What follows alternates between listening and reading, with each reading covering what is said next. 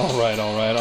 We are back here at Song of the Day, coming to you from the Rock Cave. I'm your host, Mark Pierce. It is Wednesday. Say it with me. It is Wanderlust Wednesday. What are we talking about today? Yep. Yesterday I told you, I said there's more to this cave. This is where all the stuff is. This is where, there's a lot of stuff back here. This is the stuff you don't get to see. You'd have to come by here and pay that nickel for a tour, and then you could just see some of the very interesting and random things I got in this place here.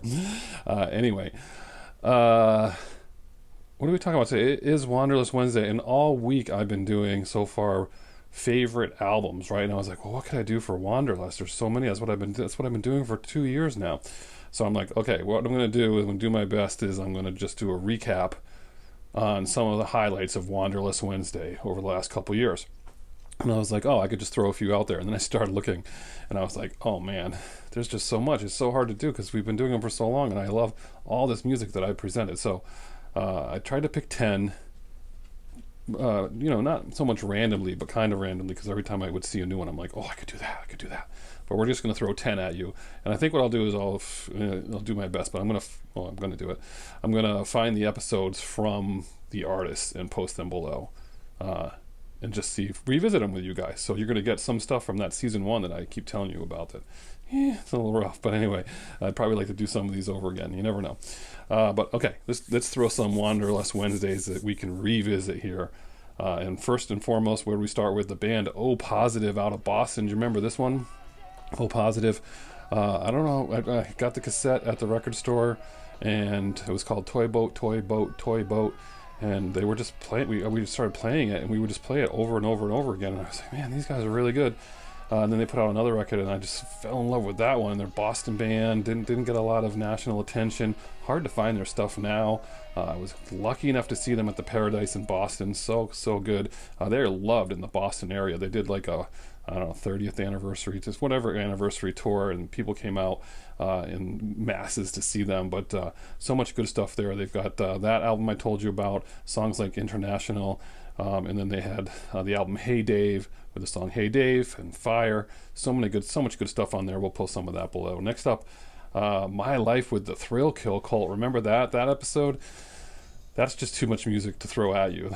I'm a huge fan. I've got tons of memorabilia. I've seen them in concert with Lords of Acid, and I am a big fan. It's industrial music. It's a lot of stuff with samples, and it's really, really hard to explain. But and then they went to disco glam industrial music, and that's a whole different thing there. So if you want to check out that episode, there's tons of material there. But I still listen to their album Sexplosion, which was their disco revival album. Just every single song so good. That would qualify as a favorite albums topic if I was going to do it.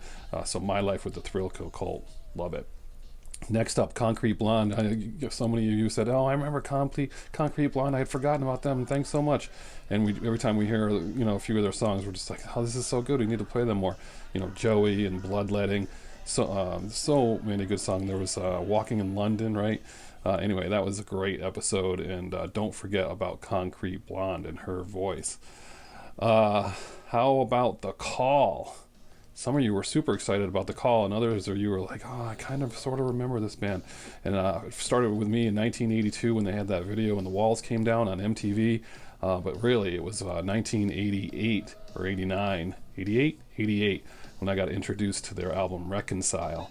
And that album, also obsessed with that. So many good songs. And just like I Still Believe, obviously, that's the huge one. And that one was covered for the Lost Boys with a saxophone. You can't ignore that one.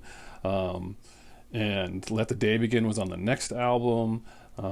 Everywhere I Go. I mean, there's just Blood Red. So many great songs from The Call. So if you forgot about The Call, you're checking them out. Next up, Texas. Remember that band Texas? I got that poster over there at Texas. The album's Rick's Road. I just love her voice and the guitar and this stuff. There's just so many. I mean, the whole album, Rick's Road, is really, really good. But You Owe It All to Me is like one of my favorites from them, and it's worth checking out. So check out Texas again. All right, Paul Chabos, and I hate to burst your bubble because I'm going to mention Gerry Cinnamon, and we're going to thinking about doing a whole episode on him again, which we might still do. But Gerry Cinnamon, you have to mention Erratic Cinematic. We were supposed to go see him before the pandemic hit, but that album, so good. You played it for me in the car on our way back from Metallica, and I thought, that's all right. And you really have to go back and listen to it over and over again. I played it a bunch more times, and I was like, this is really good stuff. And my daughters and my wife, everyone, they play it, and they all know the words. And your family, they all play it, and they know all the words. And he's a really, really big deal over across the pond. He's selling out stadiums over there. And we had tickets to see him as part of a tour at the casino with like Bad Brains or someone. I don't know who, I forget who it was. But he just hasn't caught on here. But if you get to check out Erratic Cinematic, especially the first 4 songs, Sometimes, Lullaby, What Have You Done, and Belter, those 4 songs, play them and play them like 4 times each in a row, and I guarantee you're going to love it. You're going to be like, how did I miss this? This is some good stuff. So Gerry Cinnamon, that's on your list. How about Gene Loves Jezebel? There's a huge pile of Gene Loves Jezebel CDs right over there. I think I'm the only one with all of their CDs. These brothers are fighting each other. They each tour with claiming they're the ones with the band that has the name. But I've loved Gene Loves Jezebel since the mid-90s. If you remember their songs, Jealous, Desire, 20 Killer Hurt. That's the one that's really for me. Love Gene Loves Jezebel. Chris Rea was someone we talked about, the album The Road to Hell. Another album that could have made my list this week, but if you don't know Chris Rea, you're checking out The Road to Hell. The songs Texas, the actual song The Road to Hell, and You Must Be Evil. Awesome, awesome song. So Chris Rea, he made the list. The Motels. I'm a huge Motels fan, and people say, "Oh, I know who the Motels are." Yeah, I know them because you know those 4 songs. But there's way more than that, and they're pretty active right now. They've been doing 40th anniversary material. They just played the Whiskey out in L.A. But there's songs that you may not even recognize from them.